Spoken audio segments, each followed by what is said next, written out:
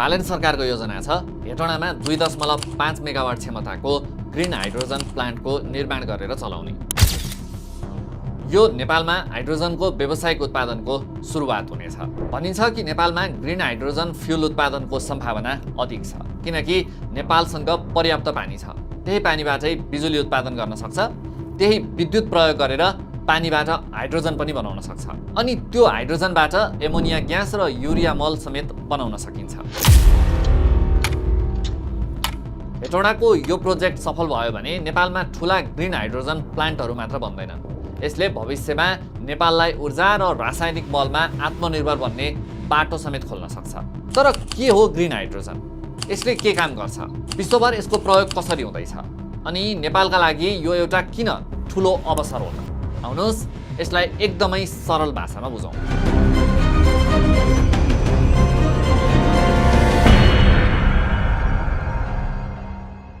Global IME bank, सबैका लागि bank. सरकारले आगामी वर्षको बजेटबाट घोषणा गरेको छ कि ग्रिन हाइड्रोजनको व्यावसायिक उत्पादन प्रारम्भ गर्न हेटौडामा 2.5 मेगावाट क्षमताको ग्रिन हाइड्रोजन प्लान्टलाई पाइलट परियोजनाका रूपमा कार्यान्वयन गर्नेछौँ। सरकारको यो घोषणा अनुसार काम भयो भने केही वर्षमै कुलेखानी जलाशयबाट बिजुली उत्पादन गरेर निस्किएको पानीबाट ग्रिन हाइड्रोजन पनि उत्पादन हुनेछ। सरकारको यो योजना अनुसार वर्षमा 335 देखि 440 टन हाइड्रोजन फ्युल उत्पादन हुन सक्छ। सबैभन्दा पहिला हाइड्रोजन चाहिँ के हो भन्ने बुझौँ। पृथ्वीमा सबैभन्दा बढी पाइने तत्त्व भनेकै हाइड्रोजन हो किनकि पृथ्वीको 71% भाग पानीले ढाकिएको छ अनि पानीमा 2 भाग हाइड्रोजन र 1 भाग अक्सिजन हुन्छ। त्यसैले पानीको केमिकल फर्मुला नै H2O हो। हाइड्रोजन आफैमा शक्तिशाली इन्धन हो तर यो प्रकृतिमा छुट्टिएर बसेको हुँदैन। यो कुनै न कुनै अरू तत्त्वसँग जोडिएर बस्छ। त्यसैले इन्धनको रूपमा प्रयोग गर्न हाइड्रोजनलाई पानी वा हाइड्रोजन भएका अरू स्रोतहरूबाट छुट्याउनुपर्छ। याद गर्नुहोस् है, नेपालले हाइड्रोजन उत्पादन गर्छु भनेको छैन, ग्रिन हाइड्रोजन उत्पादन गर्छु भनेको छ।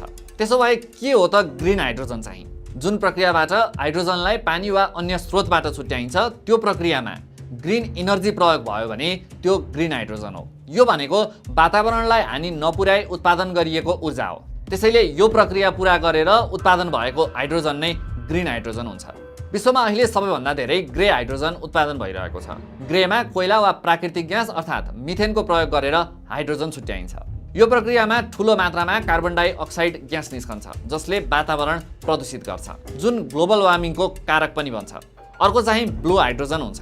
प्राकृतिक ग्यास वा कोइलाबाटै बनाइने भए पनि ब्लू हाइड्रोजनबाट निस्कने कार्बन डाइअक्साइडलाई वायुमण्डलमा छाडिँदैन। प्रविधिको प्रयोग गरेर जमिनमुनि दबाइन्छ।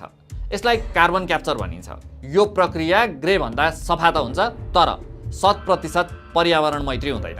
अरू कलरका हाइड्रोजनहरू पनि हुन्छन् जस्तो न्युक्लियरबाट बन्ने हाइड्रोजनलाई पनि छुट्टै नाम दिइएको छ। ग्रिन हाइड्रोजन चाहिँ सबैभन्दा कम हानिकारक हो किनकि पानी वा अन्य स्रोतबाट हाइड्रोजन छुट्याउन कोइला वा पेट्रोलको प्रयोग हुँदैन। यसमा सफा पानी लिइन्छ र त्यसबाट हाइड्रोजन निकाल्न सौर्य, वायु ऊर्जा वा जलविद्युतको उपयोग गरिन्छ। यसरी पानीलाई हाइड्रोजन र अक्सिजन गरी 2 भागमा छुट्याउने प्रक्रियालाई इलेक्ट्रोलिसिस भनिन्छ। त्यसैले पानीलाई खण्डित गर्न प्रयोग गरिने बिजुली पूर्ण रूपमा वातावरण मैत्री भए मात्रै त्यो ग्रिन हाइड्रोजन हुन्छ। खासमा अहिले विश्वभर नै ग्रिन इनर्जीको प्रयोग बढेको छ। विश्वव्यापी रूपमा भइरहेको जलवायु परिवर्तनको असर कम गर्न विभिन्न देशहरूले ग्रिन इनर्जीलाई नै जोड दिइरहेका छन्। नेपालले पनि ग्रिन हाइड्रोजनतर्फ पाइला चाल्न लागेको छ किनकि नेपालमा पर्याप्त पानी पनि छ र त्यसलाई इलेक्ट्रोलिसिस गर्न बिजुली पनि पानीबाटै उत्पादन हुन्छ। नेपालले डिजेल वा कोइलाबाट बिजुली निकाल्दैन। त्यसैले भनिन्छ नेपालसँग प्रचुर मात्रामा ग्रिन हाइड्रोजन उत्पादनको सम्भावना छ। हामी वरपरको खोला नदीको पानीबाट निस्कने बिजुली प्रयोग गरेर पानीबाटै हाइड्रोजन निकालिने भएकाले यो हाम्रो वातावरणका लागि पनि कुनै हानिकारक छैन। ग्रिन हाइड्रोजन उत्पादनको प्रक्रियामा प्रदूषण शून्य हुन्छ। यसको बाई प्रोडक्ट भनेको केवल शुद्ध अक्सिजन मात्र हो। त्यो अक्सिजनलाई हावामा छाड्न सकिन्छ। यस्तो अक्सिजनको बोटलिङ गरियो भने अस्पताल वा हिमाल आरोहणमा व्यावसायिक रूपमा समेत प्रयोग गर्न सकिन्छ। अब तपाईको मनमा प्रश्न हुन सक्छ, हाइड्रोजन कहाँ र कसरी ऊर्जाका रूपमा प्रयोग हुन्छ त? अहिलेसम्म हाइड्रोजनलाई ऊर्जाका रूपमा प्रयोग गर्ने मुख्य 2वटा प्रविधि छन्। पहिलो हो फ्युल सेल प्रविधि। यो हाइड्रोजनबाट चल्ने गाडीमा प्रयोग हुन्छ। यो एक प्रकारको ब्याट्री जस्तै हो। यसले हाइड्रोजन ग्यास र हावामा भएको अक्सिजनलाई आपसमा मिसाउँछ। यसरी मिसाउँदा हुने रासायनिक प्रतिक्रियाले ठूलो मात्रामा बिजुली पैदा हुन्छ। त्यही बिजुलीले गाडीको मोटर घुमाउँछ। यस्तो गाडीले कालो धुवाँ निकाल्दैन। भ्यापरबाट पानीका थोपाहरू र बाफ मात्र बाहिर निस्कन्छ। हाइड्रोजन प्रयोगको दोस्रो तरिका हो सिधै बाल्ने। हो, हामीले घरमा एलपिजी ग्यास जलाए जस्तै वा गाडीमा इन्जिनभित्र पेट्रोल जलाए जस्तै हाइड्रोजनलाई पनि सिधै जलाएर ऊर्जा निकाल्न सकिन्छ। ठुला ठुला पानीजहाज, रकेट वा हवाईजहाजमा हाइड्रोजनलाई सिधै इन्जिनमा जलाएर असाध्यै धेरै शक्ति पैदा गर्न सकिन्छ। अब प्रश्न हुन सक्छ, बिजुली गाडी हुँदाहुँदै किन चाहियो त यो हाइड्रोजन? खासमा यसका केही कारणहरू छन्। अहिले संसारभर लोकप्रिय भइरहेका इलेक्ट्रिक कार र स्कुटरमा लिथियम ब्याट्री प्रयोग हुन्छ। साना कार, बाइक र सिटी बसका लागि त लिथियम ब्याट्री उत्कृष्ट नै छ। तर ठुला र लामो दूरीमा चल्ने यातायातका साधनहरूमा अहिले ब्याट्री राख्न सकिँदैन, किनभने त्यसलाई चाहिने ब्याट्री निकै ठुलो र गरुङ्गो हुन्छ। त्यसैले ठुला मालवाहक ट्रक र लामो दूरीका बस अनि विशाल पानी जहाजमा अहिलेकै अवस्थामा ब्याट्रीको प्रयोग गर्न सकिँदैन। अब यहाँ हाइड्रोजन विकल्प बन्न सक्छ। हाइड्रोजन निकै हल्का ग्यास हो। यसले थोरै ओजनमा पनि धेरै ऊर्जा दिन्छ। हाइड्रोजनबाट चल्ने गाडीमा हाइड्रोजन भर्नका लागि पेट्रोल पम्पमा पेट्रोल भरे जस्तै 2-4 मिनेट मात्रै लाग्छ। यसले ब्याट्री गाडीको तुलनामा धेरै लामो दूरीसम्म जान सक्ने माइलेज पनि दिन्छ। त्यसैले विश्वभर नै अहिले हाइड्रोजनबाट चल्ने सवारीका लागि रिसर्च एन्ड डेभलपमेन्टमा धेरै काम भइरहेको छ। जलवायु परिवर्तनको सङ्कटबाट पृथ्वीलाई जोगाउन र नेट जिरो अर्थात् कार्बन उत्सर्जनलाई शून्यमा झार्ने लक्ष्य पूरा गर्न पनि ग्रिन हाइड्रोजन उत्तम विकल्पका रूपमा देखिएको छ। त्यसैले यसको प्रयोग पनि विश्वव्यापी रूपमा नै हुन थालिसकेको छ। युरोपेली देशहरूले सन् 2030 सम्ममा 1 करोड टन ग्रिन हाइड्रोजन उत्पादन गर्ने र थप 1 करोड टन आयात गर्ने लक्ष्य राखेका छन्। युरोप अब ऊर्जाका लागि अरू देशको ग्यास र तेलमा भर पर्न चाहँदैन। युरोपेली युनियनले सन् 2030 सम्म आफ्नो नवीकरणीय ऊर्जाको 42% हिस्सा ग्रिन हाइड्रोजनलाई नै बनाउने लक्ष्य लिएको छ। युरोपका देशहरू ग्रिन हाइड्रोजनमा आत्मनिर्भर हुन खोज्दैछन्। जर्मनीले त विश्वकै पहिलो हाइड्रोजनबाट चल्ने व्यावसायिक यात्रुवाहक रेल समेत सञ्चालनमा ल्याइसकेको छ। चीनको उदाहरण पनि उत्कृष्ट छ। चीनले संसारकै सबैभन्दा ठुलो इलेक्ट्रोलाइजर अर्थात् हाइड्रोजन बनाउने मेसिन बनाएर विभिन्न ठाउँमा प्लान्ट जडान गर्ने काम तीव्र पारेको छ। चीनमा अहिले वर्षमा 1 मिलियन टन हाइड्रोजन उत्पादनको लक्ष्य सहित प्लान्ट जडानको काम भइरहेको छ। झन्डै 2.5 मिलियन टन त चीनमा अहिले हाइड्रोजन उत्पादन हुन थालिसकेको छ। चीनका सडकमा पनि हजारौंका सङ्ख्यामा हाइड्रोजनबाट चल्ने ट्रक र बसहरू गुड्न थालिसकेका छन्। छिमेकी भारतले नेसनल ग्रिन हाइड्रोजन मिसन थालेको छ। सन् 2030 सम्ममा वार्षिक 50 लाख टन ग्रिन हाइड्रोजन उत्पादन गर्ने भारतको लक्ष्य छ। भारत आफूलाई ग्रिन हाइड्रोजनको ग्लोबल हब बनाउन चाहन्छ। यसमा अम्बानी र अडानी समूहले पनि अर्बौं लगानी गरिरहेका छन्। जापानले पनि हाइड्रोजनलाई आफ्नो मुख्य ऊर्जा स्रोत बनाउने रणनीति लिएको छ। जापानी अटोमोबाइल कम्पनी टोयोटाले टोयोटा मिराई नामको हाइड्रोजन कार बनाइसकेको छ, जुन बजारमा पनि किन्न पाइन्छ। हुन्डाईले हाइड्रोजन ट्रकहरू युरोपमा बिक्री गरिरहेको छ। यसरी हेर्दा आउँदो 20 देखि 30 वर्षमा संसारको ऊर्जा बजार पेट्रोल डिजलबाट शिफ्ट भएर ग्रिन हाइड्रोजनमा जाने देखिएको छ। यो दौडमा जुन देश पहिले अगाडि बढ्छ उसैले भविष्यको बजार कब्जा गर्नेछ। अब कुरा गरौँ नेपालको। ग्रिन हाइड्रोजनका लागि नेपाल विश्वकै सबैभन्दा उपयुक्त देशहरूको सूचीमा पर्छ। यसका पछाडिका केही कारणहरू छन्। पहिलो कारण हो जलविद्युतको सम्भावना। ग्रिन हाइड्रोजन बनाउन सबैभन्दा महत्त्वपूर्ण कुरा सफा र नवीकरणीय बिजुली हो। नेपालसँग सयौं नदीनाला छन्। 42,000 मेगावाट विद्युत उत्पादनको सम्भावना छ।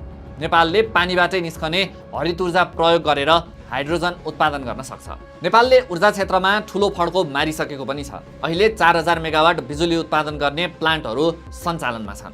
भारत र बङ्गलादेशमा बिजुली बेच्दैछ नेपाल। बर्खायाममा बिजुलीले बजार नपाएर खेर जाने अर्थात् इनर्जी स्पिल हुने समस्या समेत छ। यो सस्तो बिजुलीलाई प्रयोग गर्ने हो भने नेपालले धेरै हाइड्रोजन उत्पादन गर्न सक्छ। दोस्रो कारण हो पानीको उपलब्धता। हाइड्रोजन बनाउने कच्चा पदार्थ नै पानी हो। 1 केजी हाइड्रोजन बनाउन झन्डै 9 देखि 10 लिटर शुद्ध पानी चाहिन्छ। नेपाल जलस्रोतमा धनी छ। हाम्रा हिमालबाट बगेर आउने पानी सफा छन्, जुन हाइड्रोजन उत्पादनका लागि पनि निकै राम्रो मानिन्छ।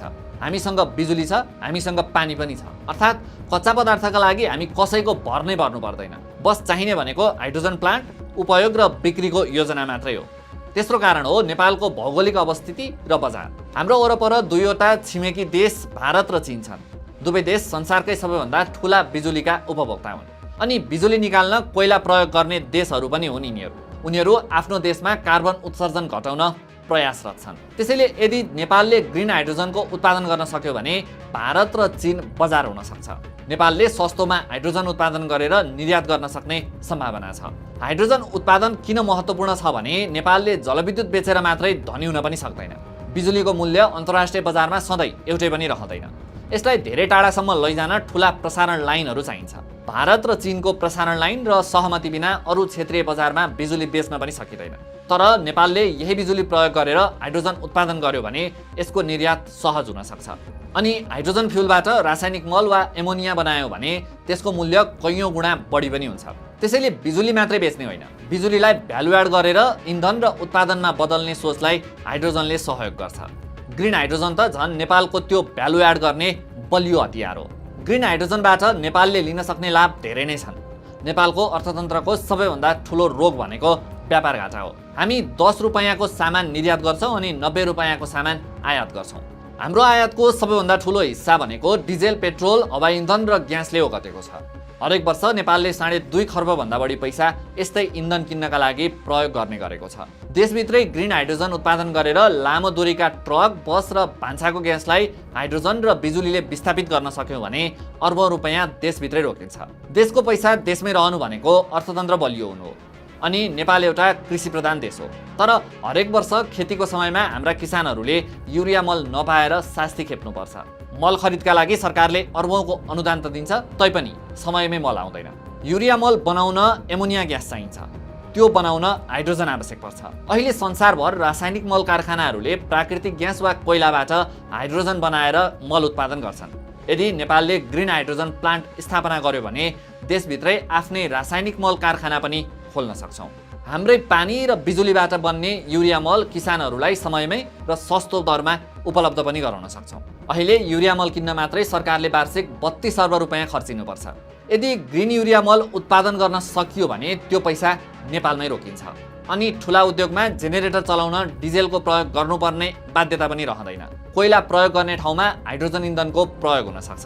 सबैभन्दा महत्त्वपूर्ण कुरा, नेपालले भोगिरहेको जलवायु परिवर्तनको असर कम गर्न पनि सकिन्छ। नेपालको हिमाल पग्लिँदैछन्, बाढी पहिरो बढिरहेको छ।